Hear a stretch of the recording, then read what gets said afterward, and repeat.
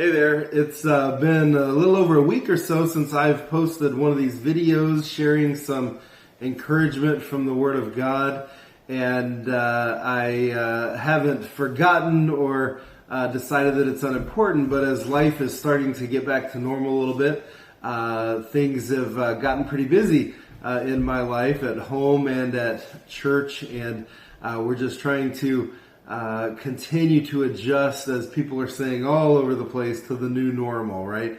One of the things that is starting to return to normal a little bit, you've probably seen, is sporting events, right? We're starting to get a few sports back. There's been some golf and some NASCAR, and the NBA is coming back soon, and I've always been one that has enjoyed sports. I like the idea of playing through a season or a tournament and crowning a winner, right? And interestingly enough, the Bible likes to use the metaphor of sports quite a bit, talking about our spiritual lives.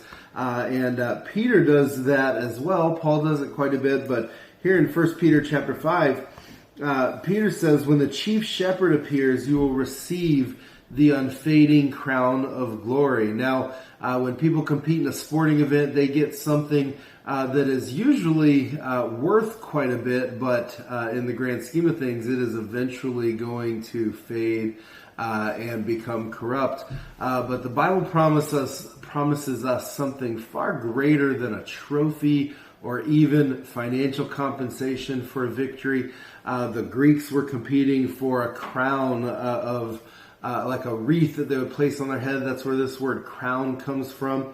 But we are striving for an unfading crown of glory. And there's a couple of things I'd like to point out. One is the connection with Jesus. This reward is going to come for us when He returns. I think one of the dangers of the Christian life is that we want some return for our labor now. It's easy to become impatient when we're serving God, when we're living right. We look around and we see people who don't even seem to care about doing the right thing.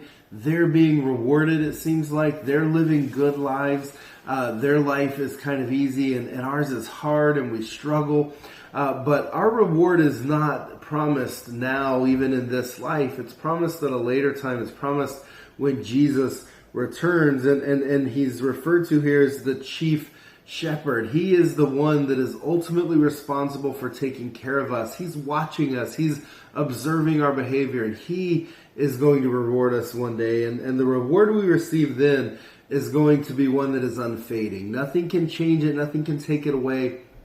Nothing can ever suppress its value. It is going to be a crown of glory that is unfading. And so I just want to encourage you today, if you are striving to live your life the right way, if you are striving to minister to others, you're striving to serve the Lord by serving other people, and sometimes you're tempted to feel like that task is just not very rewarding, that it's hard and thankless, I just want to encourage you that might be the case right now in this moment, but there's a far better moment coming in the future where God promises you an unfading crown of glory.